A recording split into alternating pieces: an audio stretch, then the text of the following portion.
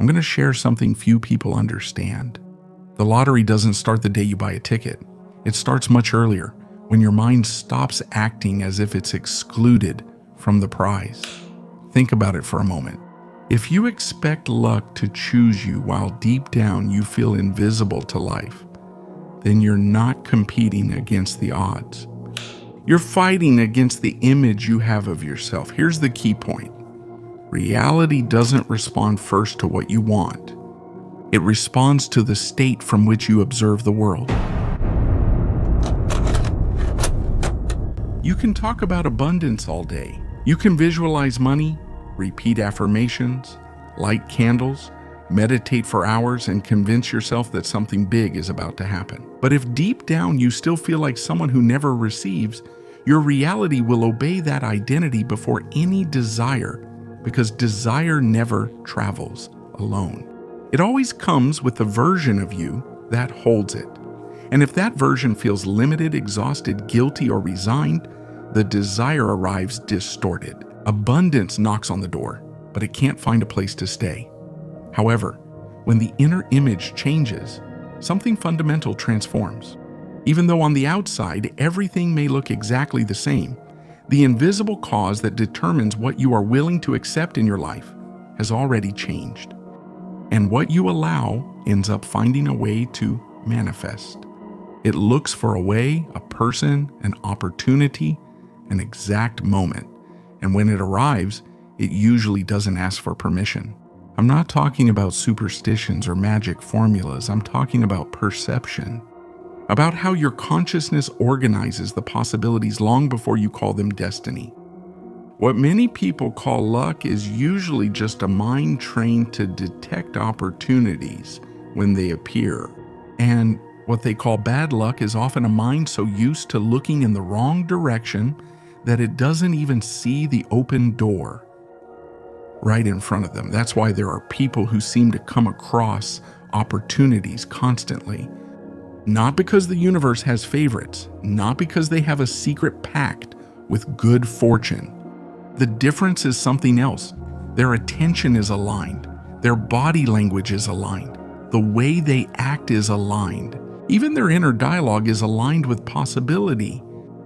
They don't beg for acceptance from life. They act as if they already belong. And when someone acts like they belong, the world starts to respond differently. That's why the important question isn't whether the lottery might find you someday. The question is, who are you when you imagine that it could be you? Notice your immediate reaction. You laugh nervously. A voice comes up that says, "That's not for me." You feel a strange discomfort. That's where the real obstacle is. It's not in the ticket. It's not in the numbers. It's not in any strange internet ritual promising wealth in 3 days. Because we already know how those stories usually end. It's in the identity that responds before your desire. Most people believe that abundance is blocked by a lack of money, contacts, discipline, or luck. But often the blockage is much deeper. Your consciousness keeps sending the same instruction. I am someone who observes from the outside, and as long as that order remains active, even when an opportunity appears in front of you, you'll interpret it as something suspicious, too risky, or simply too good to be true, and you'll let it pass. What almost no one understands is this. You don't see reality as it is. You see it as your consciousness allows you to see it. If you're set up to survive, you'll detect threats. If you're set up to receive, you'll detect possibilities. The place can be the same, the people can be the same, the day can be exactly the same. But your internal state determines which part of reality you're able to perceive. Imagine that your consciousness works like a living antenna, an antenna built from memories, emotions, beliefs, and patterns of attention. That antenna doesn't pick up everything that exists. It picks up what it considers coherent with you. If for years you've believed that opportunities arrive late, arrive rarely, or only arrive for others, your antenna isn't failing. It's working perfectly. It's just being loyal to the programming you've received. You're gathering evidence to confirm that your old world is still true. But when you modify that programming from the root, something interesting happens. It's not just your thoughts that change. The information you're able to perceive changes too. You start to notice conversations you used to ignore. You reply to messages you would have previously forgotten about. You make small decisions with a confidence that didn't exist before, and suddenly, new people, new ideas, and new opportunities appear. From the outside, they might seem like coincidences. From the inside, you'll feel that something has started to reorganize, not because you forced reality. Forcing comes from fear. Chasing comes from a sense of lack. Begging comes from feeling separated from what you desire. But a life that surprises you in a positive way doesn't respond to desperation. It responds to coherence. And coherence appears when what you want, what you feel, and what you assume about yourself stop sending each other contradictory messages. You can say, "I want abundance," but if your body tenses up every time you imagine receiving a lot, the real command isn't abundance. The real command is danger. You can repeat, "I deserve to win," but if deep down you associate winning with guilt, rejection, criticism, or loss, your mind won't try to bring you closer to the prize. It will try to protect you from it. And many times that protection ends up disguising itself as failure. Pay close attention to this, because on many occasions you're not blocking what you want because you're incapable, negative, or insufficient. What is really holding you back is not a lack of talent or opportunities. Many times, it's an old part of you that still believes that receiving more could take you away from the place where you learn to feel safe. And even though it may seem absurd, the mind often chooses a familiar scarcity over an unknown abundance. That's why so many people want to change their lives but end up going back to the same patterns over and over again. Transformation begins when you stop asking from a sense of distance and start operating from your identity. It's no use repeating, "I am abundant," if deep down you still feel rejected, abandoned, or not enough. First, you have to go to that place where that story was accepted as truth. Observe it, breathe it in, recognize something fundamental. That idea wasn't born with you, you learned it. Anything learned can also be replaced. The assumption that changes a life isn't a pretty phrase to decorate your mind. It's an internal stance. It's that silent moment when you stop asking the world if you have permission to receive and start living as someone who has already been accepted by existence itself, not out of arrogance, not out of fantasy, from a quiet certainty. The certainty that you are not separate from what you wish to experience. When I talk about consciousness, I'm not talking about an abstract concept lost inside your head. I'm talking about the exact point where your inner world touches your outer world. It's that place where an emotion becomes a look becomes a decision becomes an action, and a repeated action ends up seeming like destiny. That's where what we later call luck is born. So don't listen to this as a fleeting dose of motivation. Listen to it as an instruction. Tonight, before you go to sleep, stop imagining the lottery or abundance as something distant that might come someday. Do something different. Allow yourself for a few moments to feel that life is already moving towards you. Don't visualize from anxiety. Don't ask from a place of need. Don't try to force something from the universe as if you were negotiating an impossible debt. Simply feel what it would be like to be found by something good. Stay there for a few seconds, without defeating anyone, without proving anything, because the deepest changes always begin in secret. First, change your perception. Then change your attention. Then your decisions change. Later, coincidences change. And finally, the reality you experience changes. The lottery, understood as a symbol of life's unexpected opportunities, isn't outside waiting to decide whether you're worthy or not. In a deeper sense, it's a possibility looking for a compatible consciousness. And when you stop emitting rejection, fear, or a sense of exclusion, what once seemed impossible starts to come closer with surprising naturalness. Not because you forced it, but because you finally stopped pushing it in the opposite direction. But here's something few people mention. It's not enough to want something intensely. Reality doesn't respond to the desperate desire that screams the loudest. It responds to the internal structure that already recognizes that result as possible. Many people believe that manifesting is about repeating affirmations until the universe gives in and gives them what they want. But the truth is much deeper. Manifesting means transforming the relationship between your attention, your nervous system, and the way you interpret the world. You're not trying to convince life. You're no longer sending mixed signals.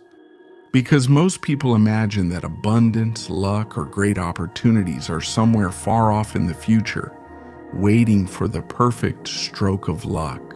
But it doesn't work that way. Your consciousness can only recognize what it already has an internal reference for. If the experience of receiving doesn't exist within you, any extraordinary opportunity will seem far-fetched. You will interpret it as a risk, as a fantasy, as something too good to be true, or worse, as something reserved for someone else. And this is where one of the most fascinating mechanisms of the human mind comes in. Your brain does not observe reality like a camera that objectively records everything that happens. It works more like a prediction system. Before seeing, it anticipates. Before hearing, it interprets. Before acting, it calculates possibilities. It doesn't wait for the world to explain what's happening. First, it builds a probable version of reality and then looks for evidence to confirm it. And this connects in a surprising way with an ancient teaching. In many contemplative traditions of the East, it was said that human beings do not experience reality directly, but through a veil woven by their own mind. Pause for a moment and notice the coincidence. Modern science says that the brain predicts. Ancient wisdom says that the mind projects. Two different languages, the same truth. Both point to exactly the same phenomenon. You don't react to the world as it is, you react to the world as you expect to find it. When someone constantly repeats, "I'm never lucky," they're not saying something unimportant. They're programming an internal instruction. Without realizing it, their brain starts looking for evidence to confirm that idea. Their attention stops noticing opportunities. Their body goes on alert when something appears that could change their situation. And then they end up believing that life is closing doors on them, when in reality it's their own internal system defending an old story. It's like trying to plant a seed in two different places.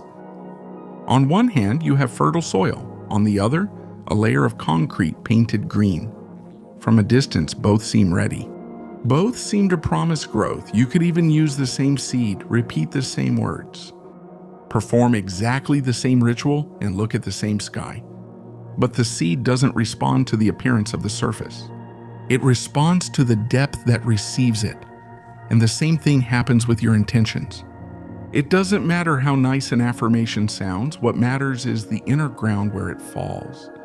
If you say, "I'm going to win," but inside there's a structure built over years with fear, guilt, comparison, and self-rejection, that phrase falls on concrete. Maybe it motivates you for a few minutes. Maybe it excites you for a while, but it doesn't take root. On the other hand, when your body starts to feel comfortable with the idea of receiving, when your mind stops arguing with the possibility that something good can also happen to you, the same phrase falls on living soil.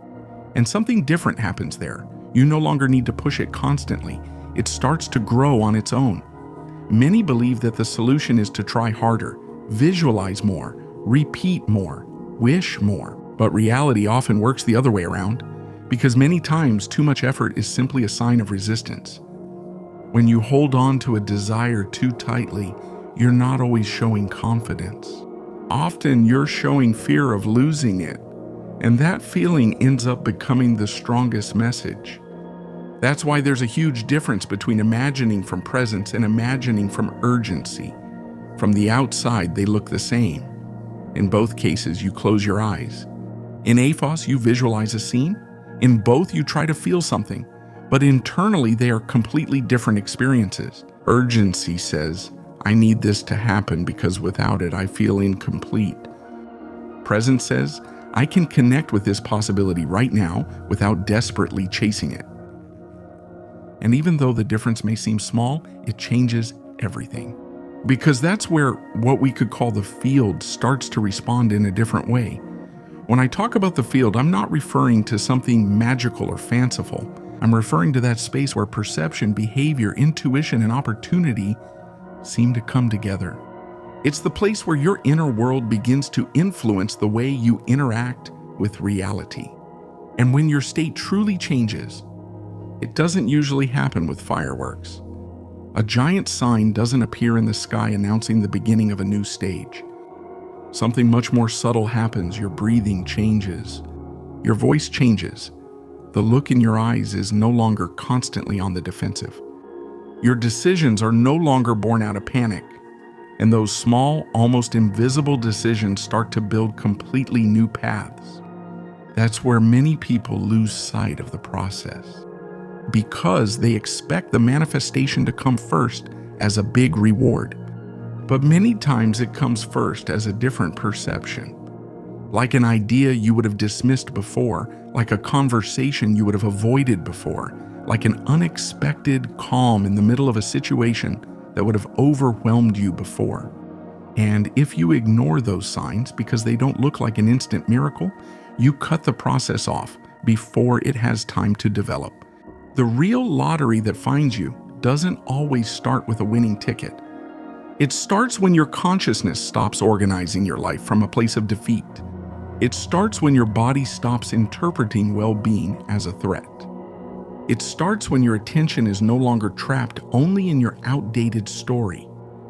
Many people believe that the outcome must change first in order for them to change. But usually, it happens the other way around. The change of state is what opens the way for a different outcome to appear. Not because the world is naive, not because it's enough to just smile and wait, but because every action is born within an emotional atmosphere. And if that atmosphere is dominated by lack, even your best moves will carry tension. But if that atmosphere is full of openness, even the simplest steps start to have direction. That's why when you try to force something and it seems to move away, it's not necessarily a punishment. Many times it's the combination of conditioned perception, biology, and habits acting at the same time. A body that chases out of fear doesn't signal openness, it conveys threat. A mind that repeats affirmations out of desperation doesn't generate trust, it reinforces the feeling of absence. And a person who begs from a sense of separation is not remembering their power, they're strengthening the distance they feel. But here comes a much more important question. Is your internal system capable of sustaining the life it claims to want? Because you can ask for abundance for years. But if receiving a lot makes you feel guilty, you'll end up finding a way to lose it. You can ask for love.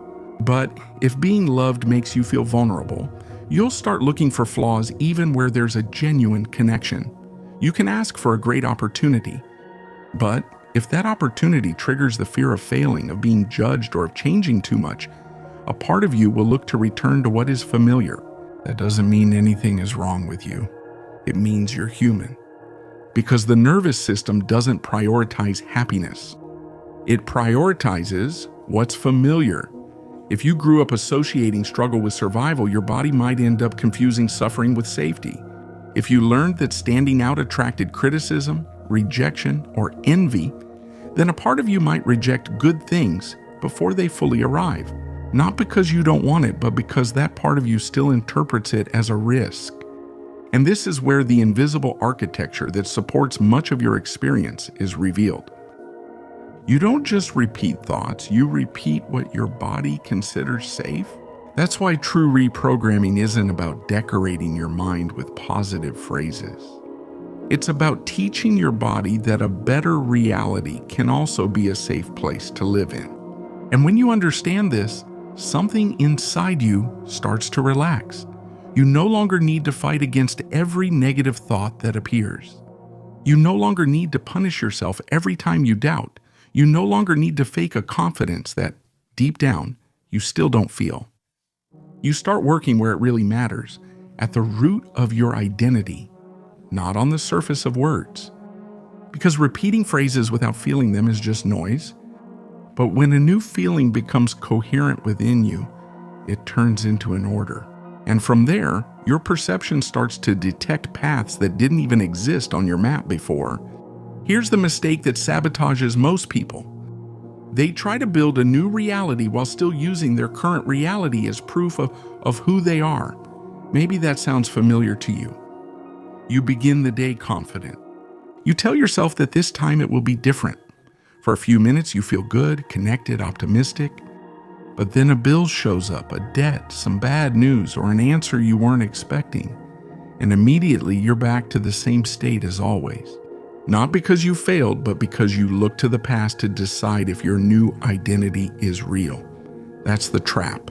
You want to live as someone who receives. But when the result takes time to show up, you run to ask your old circumstances for permission to keep believing. And every time you do that, you give away your power, because you don't give up your desire when you say, "I don't want it anymore." You give it up when you allow a temporary circumstance to have more authority than you. Internal state. Many times the problem isn't the fear of failure either. It's the fear that it might work. Because if it works, you won't be able to keep telling the story that life always leaves you out. And even though that story hurts, it also protects you. It keeps you from taking risks. It keeps you from exposing yourself. It keeps you from growing. That's why a part of you might prefer to keep longing from afar rather than truly receiving.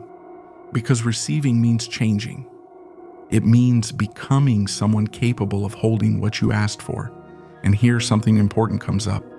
When you feel that the harder you try, the further away what you want gets. It's not always because life is against you. Many times it's because one part of you moves forward and another pulls you back. One part says, "I want it." Another whispers, "What if it's not safe?" And while both forces are fighting, you'll end up exhausted. The solution isn't to try harder. It's to stop giving your current circumstances the power to define who you are. You can view an empty account without making it your identity. You can go through a delay without calling it rejection. You can feel fear without obeying it. That's where real change begins. Not when problems disappear, but when you stop reacting to them as the same person you've always been. And to achieve that, you only need to remember 3 things. Notice which part of you tightens up when you imagine receiving what you desire. Second, practice the feeling of gratitude before you have any evidence. And third, measure your progress, not by the emotion you feel today, but by your ability to respond differently to what used to bring you down. Because real transformation rarely comes as a spectacle. It comes when you stop living at odds with yourself. When your desire stops being just a nice idea in your head and starts to be reflected in the way you act, speak, and look at life. And then something curious happens. You no longer need to chase after signs because you start to become the sign you were waiting for.